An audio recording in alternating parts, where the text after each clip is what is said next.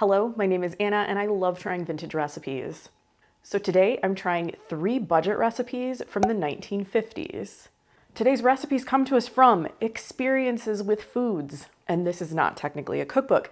This is a textbook that was published in 1956. And I'm really excited to talk about this a little bit later.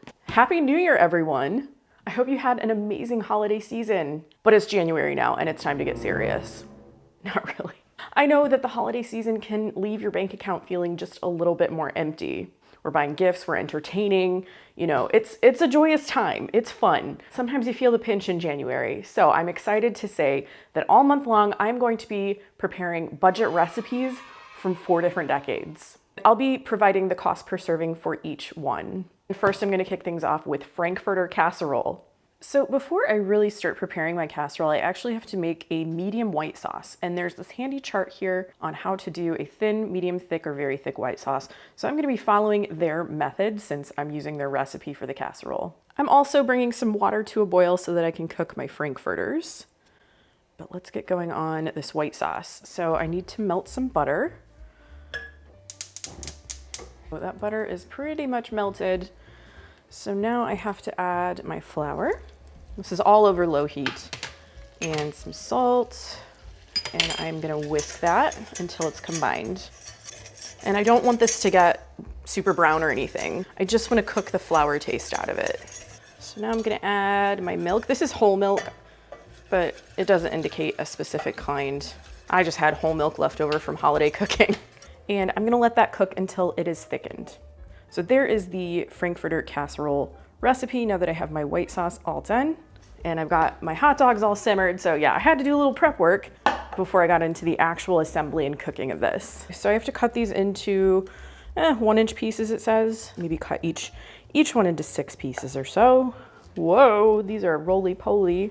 I'm using beef franks, but if you want to save a little extra money, you could use turkey. Whoa, just use whatever you want. Use whatever you have. Mixed frankfurters, seasonings. So that is some salt and some pepper. Not too much salt really, because hot dogs are very salty. Some Worcestershire sauce. Some diced potatoes. These are just russets. And I'm whisking back up that white sauce. Get that poured in. Whoops, I didn't mean to clang that so hard. And in case I haven't mentioned it, and you're new here, I'm cutting this recipe in half. I often do that just because I live in a small household and I make many recipes in 1 week. So there's no way, even if I froze the food and gave it away, I would just have massive quantities of food all the time. So I do cut a lot of recipes in half. Also need to add a little diced onion to this. I'll have the full recipe in the description down below. So we gotta mix all that together. Maybe it looks a little soupy to you right now, but do remember those potatoes are raw. Those are uncooked potatoes. So everything's gonna go into a casserole dish. This casserole dish, to be specific, a blue corn flour.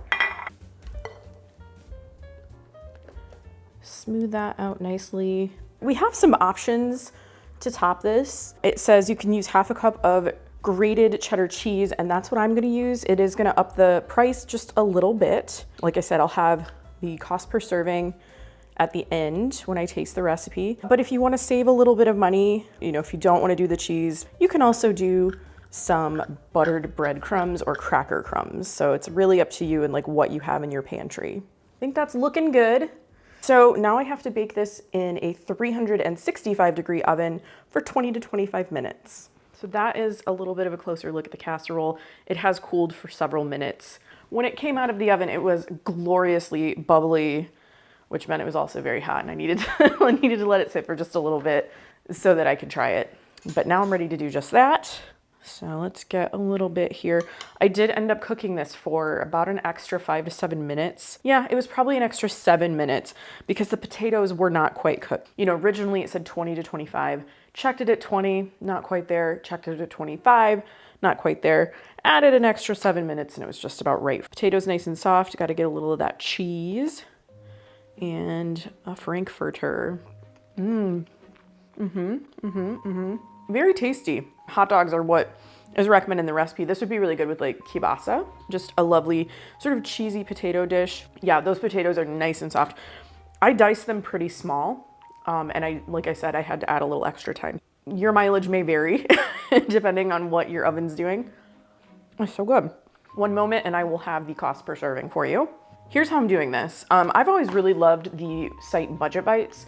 So that's a website that has lots and lots of like modern day recipes, but they're budget friendly. The cost per serving is all worked out. So what I'm doing is I just added together just the amounts of all of the things I used, and then I divided it by the number of servings recommended in the recipe. I didn't want to have to go out and buy all new stuff. Like, that's not cost effective for anybody. So I had some of these things on hand. I'm going to be basing the pricing on the prices at my local Walmart store. It's the largest grocer in America. Although I don't shop there very often, it's kind of probably the most widely available to people. Although I do understand that your access to things it's just gonna vary. So this is just gonna give you a general idea of what this could cost if you make it. All that being said, the cost per serving on this came out to 83 cents.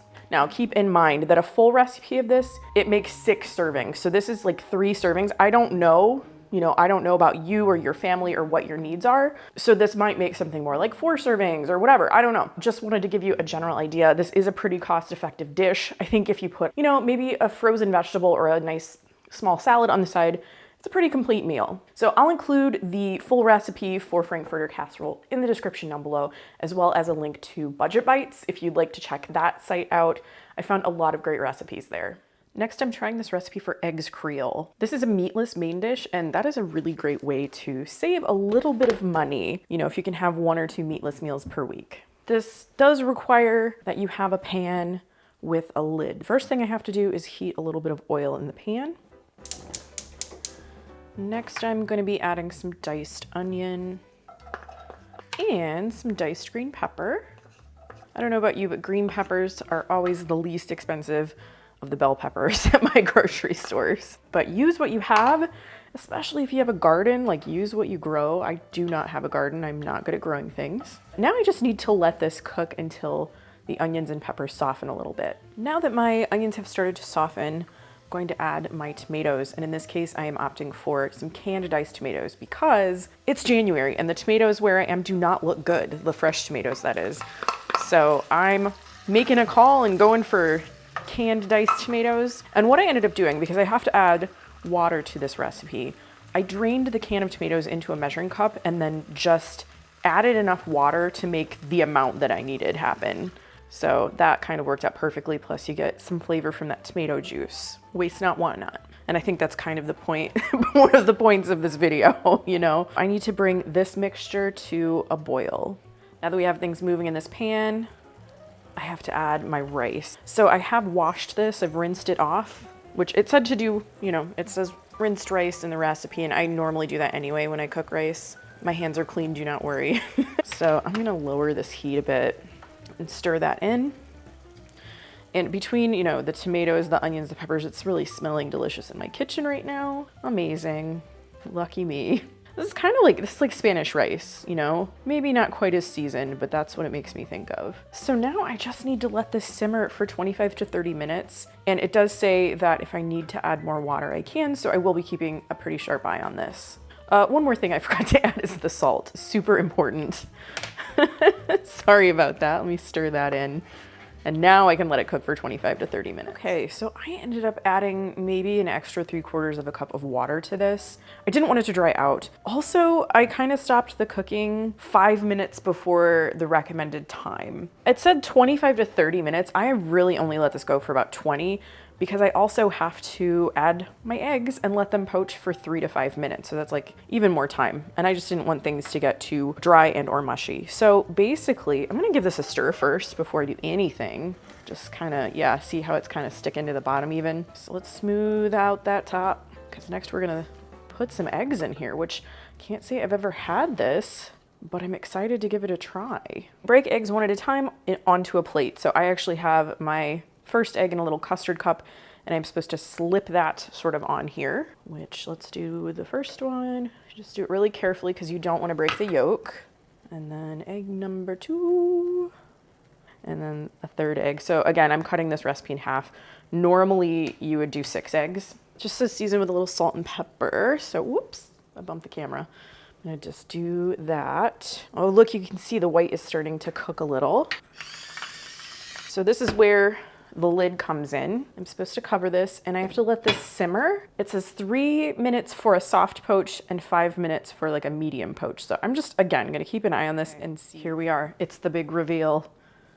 Oh yes, those look great. I might have even overdone this a little bit, but I don't know, that looks pretty good to me. I think that's how I would like them. Maybe you like your eggs a little bit harder cooked, but I can't wait to give this a try.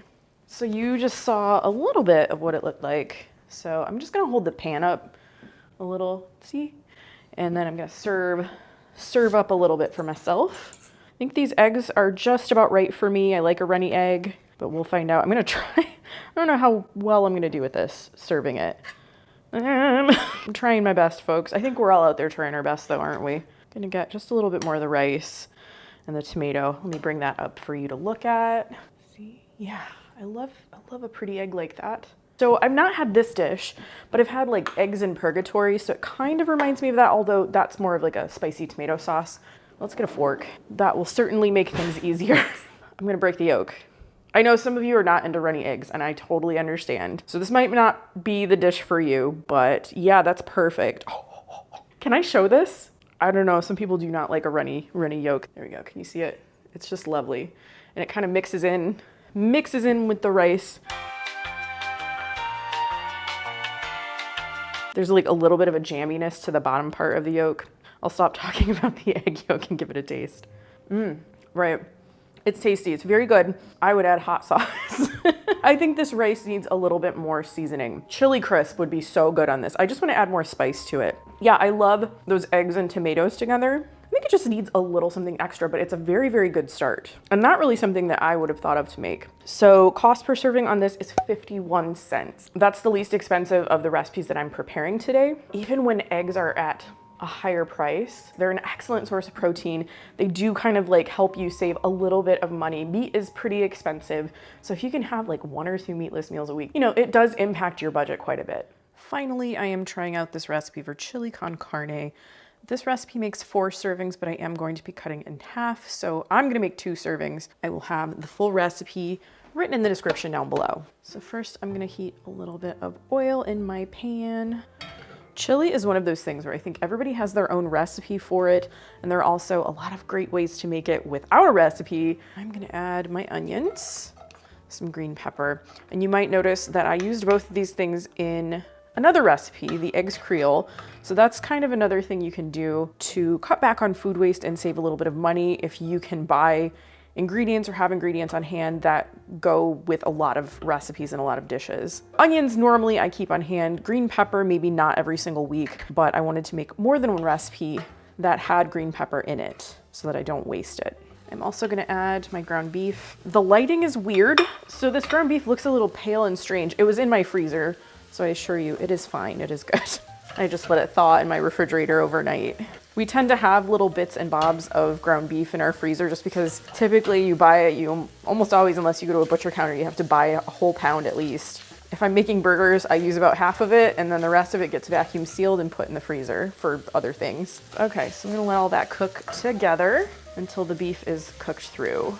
I'm using, I think this is 85/15. Use whatever you like, use what you feel comfortable using. And if you wanna save a little bit more money, you can use ground turkey or, you know, veggie crumbles, whatever fits your life. I'm not here to tell you that what I'm doing should fit your life. I did take a little bit of the fat away from this pan. I wouldn't have added the oil, but the recipe called for it. But normally if I'm gonna fry ground beef, like if I'm frying ground beef with onions and stuff, I'll fry it and then I'll cook the onions in the fat that comes off of it. So next I'm gonna add just a clove of garlic. Woo, I got a little excited, trying to do that one-handed. So we'll let that cook just a minute. Water. So I'm cutting the recipe in half. So normally I would add half a cup of water. I'm adding a full cup because instead of, you know, diced tomatoes, it gives the option of using tomato puree. And I'm doing that mostly because I had some in my freezer that needed to be used up. So, you know, you could either use tomatoes or you could use tomato puree with some water added to it. So that's what I'm doing. Looking soupy. Looking soupy, I don't know. And then I have my red kidney beans. And these are just canned kidney beans that I have drained and rinsed. Lastly, I've got my seasonings. That is some salt. That is some oregano. What is to me not enough chili powder. This is only, how much did I use? It is half a teaspoon. It's about half a teaspoon of chili powder for a half recipe, and that just seems very light to me. So I do want to add more, but I am not going to, because as you may know, or if you're new, maybe you don't, I do try to make these recipes as written the very first time that I make them. Half a teaspoon of chili powder it is. I will reserve my opinions until I try this. Gosh, there's not even any pepper in this, is there? There's no like cayenne or anything. Anyway, never mind. Like I said, we'll comment on the taste later. We're bubbling, we're going. So I am gonna turn this down to low. And now I have to cover it and simmer for 45 minutes. I am gonna keep a pretty close eye on it though. I think that my burners, even when they're on the completely lowest setting, tend to run a little warm. I will check in with you later and update you on how much time this actually had to simmer. Okay, I just turned the heat off, maybe like 2 or 3 minutes early, but that is what we have. It's thick, but it's supposed to be thick. Chili con carne is more of a thicker, kind of like stew-ish dish. I cooked it probably for like 42, 43 minutes instead of the full 45. I was like trying to do other things while this was simmering, and toward the last like 15 minutes or so, I did stay pretty close by just in case. But I think this, you know, consistency-wise, this turned out well, turned out kind of how it's supposed to be. I suppose if you wanted to let this simmer a little bit longer, you would definitely need to add some more liquid, so you could add water. I was also thinking, you know, outside the recipe, you could probably add some like broth to it if you wanted to let that kind of cook down more. So there's my chili con carne, nice and hot. I mean, heat-wise, I can't really tell you if it's hot spice-wise yet. I'm pretty sure it's not. Let's try it and see. Not bad, not spicy at all though. I think it was just about right, like as far as salt goes. Other than the salt and like the tomatoes and stuff, it's very, very mild. So if you don't like spice, if you cannot handle spice, like this recipe is pretty great just as it is. 1 second. Diet Dr. Pepper. So my opinion, it tastes pretty good, but there are a few things I think you could do to improve this, enhance the flavor a little bit if you want a little bit more of like a chili punch or a spice punch to it. My first thought is fire roasted diced tomatoes would be great in this. I love using canned diced fire roasted tomatoes. You can buy them at Aldi. I know Hunt's has them. I'm not sure if like Walmart has a store brand version or anything like that, but I like to keep several cans of those in my pantry because they do add a lot of flavor to a lot of dishes. So that's kind of the first thing I would think about tomato wise. Definitely more chili powder. If you have Chipotle chili powder, that would be a great addition. Probably a little pinch of cayenne if you like spice. Overall, I think it's like a good basic dish. It's nice, it's warm, it is comforting. You could have all kinds of toppings and additions if you wanted. You could add cheese, sour cream. This would be great over top of like Fritos, sort of like a Frito pie. I think you could serve this with roasted potatoes or on top of a baked potato and it would be amazing. A baked potato actually is not gonna cost you that much either. Speaking of cost, let me just grab my little notebook so I know how much this was. I had to calculate all of this ahead of time because it would take me forever if I try to do it on camera. And again, I'm like basing all of my ingredient prices on prices at my local Walmart at, you know, right now at the time of this filming. I'm filming this the first week of January. Per serving, it is $2.12. So that does make it the most expensive dish out of all of the dishes that I've made today. Probably it's the beef. You know, the beef was the highest priced ingredient. I did make a couple of suggestions during the recipe that you could utilize to kind of cut costs. You could go ground turkey. Ground turkey is pretty good actually, especially if it's in a dish that has a long simmer time. Taste and texture wise, I think it's pretty good.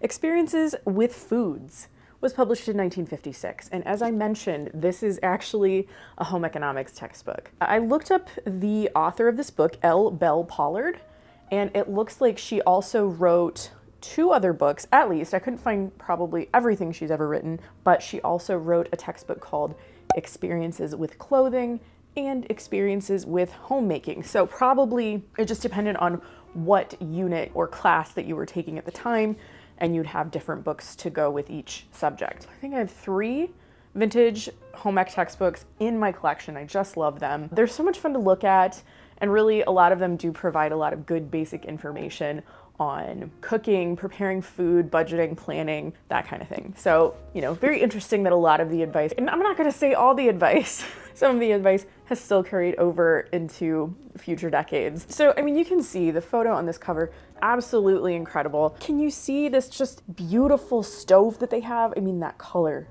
amazing. Would love to have appliances in that color. This book actually has a lot of wonderful photographs, illustrations. There was one in particular I had to mark because I just loved it. It made me giggle, okay? It's this one.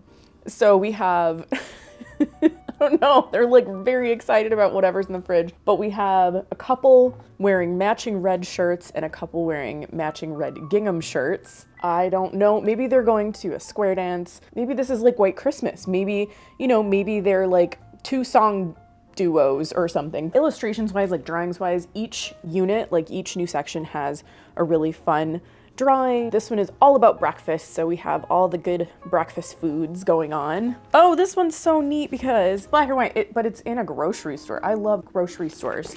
Actually, I'm gonna have a little aside about grocery stores because I love to talk about them. I find grocery stores so interesting in different areas. So I have lived in kind of a variety of different types of places. I grew up in a pretty rural area where we had like one grocery store that was small. I've lived in a major city where they had good public transit. There were a lot of grocery stores, but they were smaller. They were abundant, but they were kind of like, because it was such a densely populated city, they were spaced a little closer together, but each individual store itself was small. I've lived in a densely populated suburb when we lived in California. So we weren't in the city there, but all of the suburbs around San Francisco are pretty packed. The grocery stores there, not large, like some of them were big. The ones that I frequented were kind of what I would say on the smaller side, because where I live now, the grocery stores are more spread apart, but you have more like super center type stores. So like Walmart, Meijer is my favorite. I love Meijer. So I don't know. I just thought that was interesting how the grocery stores are spaced and sized and how they serve the community basically. Anyway, thanks for coming to my grocery store TED Talk. So I'm not going to show you every picture as much as I would like to, but we have another cool drawing on the dinners unit. This book consists of different units on food preparation, food preservation, the different meals, budgeting and planning, and then at the back, that's where the recipes are. I loved home ec. You probably could have guessed that. It was mandatory that we took classes in middle school, and then in high school, you could take them as electives if you wanted. But I remember, especially, depending on what class you were taking or what unit you were on, you would have like a double class period sometimes. I think like 2 or 3 times a week, your home ec class would take up 2 class periods, especially if you were cooking because you needed that extra time. But those were like the best days. Middle school, I think, is hard for so many people, myself included. But on those days where I was able to take 2 class periods and spend that time cooking and preparing food, it was the best. Those were my favorite days. I was thriving in those, in those subjects. As for the recipes that I made today, I'm gonna grab my notebook because I have some things to say. I'm doing this budget series pretty much all month long in January, as long as things go to plan. The other cookbooks that I'm using for future decades, those are for the most part like specifically budget cookbooks, or it's specifically like a budget section in a cookbook. This one didn't have budget recipes like outlined. So I went through and I kind of chose the ones that I predicted would fit into budgets a little bit better or would be a little less costly. I noticed fairly recently my chicken spoon bread video has kind of like ticked up on views, and I think it's because it's from a budget cookbook. My first dish was Frankfurter Casserole. Very good. All of these dishes are pretty basic. I would say a lot of the ingredients are things that you're probably gonna have on hand on a regular basis. Your spices, your salt, pepper, flour, milk, things like that. As for the Frankfurter Casserole, every one of these things, except the hot dogs, is something that I keep in my pantry or fridge on the regular. So a very easy thing to put together. This particular dish, it was a little bit richer and more salty. So I think if you served it alongside like a very fresh green salad, that would kind of complement it very well. It was basically like a cheesy potato dish with hot dogs cut up into it, which I don't know, some people have some sort of feelings about hot dogs. I used all beef Franks, but you're welcome to use whatever you like and whatever fits your budget. I really liked it. It had a nostalgia factor to it, and it was 83 cents per serving, according to my calculations. My second dish, eggs Creole. Interesting. I thought this was very interesting. Just for my personal taste, it was a little underseasoned. I would probably add a few more spices to that rice. But the egg, like the combination of the rice and the tomatoes and the eggs, like especially if you broke the yolk, if that's your thing, That was really good. Like that was super tasty, kind of unexpected. I mean, I love eggs in the morning for breakfast, but I think they're great as a lunch or dinner dish as well. And maybe that's not something you always think of. Or if you're making eggs as like a dinner dish, you might think like breakfast for dinner. This was definitely like its own thing. Although I will say I hard cooked, I ended up hard cooking the other 2 eggs and then eating those, like refrigerating them and eating those for breakfast this morning. It was really good actually. I did mention some options to add a little bit more spice to that dish. So after I was done filming my taste test, I did add just a little touch, like a spoonful, not quite a spoonful of chili crisp to it. Oh my gosh, chili crisp is one of my current favorite condiments. I buy mine at an Asian grocery store, but I have noticed that a lot of regular grocery stores have started carrying the kind that I buy or like a version of it. A little goes a long way, I will say that. That's why I didn't add a completely full teaspoon. I probably just like took a little with a spoon and dabbed it on. But it is really tasty, little zesty, little spicy. So if spice is not your thing, I probably wouldn't recommend that. I thought it was a good dish, a different dish. You know, other than like fried rice and stuff, I don't often think to put like eggs and rice together, but I liked it. I thought it was good. And then finally the chili con carne. That was again the most expensive dish out of all of the ones that I made today. Beef kind of like fluctuates in price.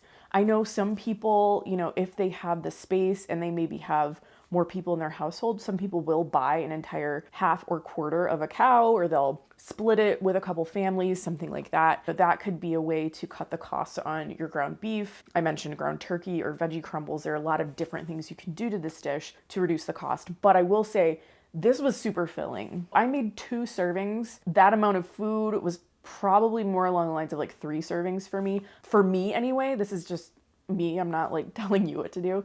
It was pretty generous because between the beef and the beans, it made for like a really filling dish. So you might be able to squeeze a couple more servings out of that recipe. I'm not gonna say I love spicy, like very spicy foods. I like a little zest in my food, I guess. I wouldn't say that I can handle a ton of spice, but I think a little bit, like a little pinch of cayenne, maybe some like smoked chili powder would have gone a long way in adding, you know, a little more flavor, just boosting the flavor a little bit on that dish. But as far as like the texture and the saltiness, I thought that was perfect. So these were just a few ideas of dishes. If there's something in them that like doesn't fit your needs or your family's needs or your budget, there are lots of ways that you can customize these. I just wanted to kind of give you a couple of thoughts on some things that you could make to save a little bit of money. Things can be a little bit tight after the holidays. I thought this would be a good month to explore some budget recipes. I hope you liked this video. If you did, please give it a thumbs up and subscribe to my channel if you haven't already. If you'd like to see some additional content, you can join me over on Patreon. I will leave a link in the description down below if you're interested. Thanks again for watching, and I'll see you in my next video. Bye.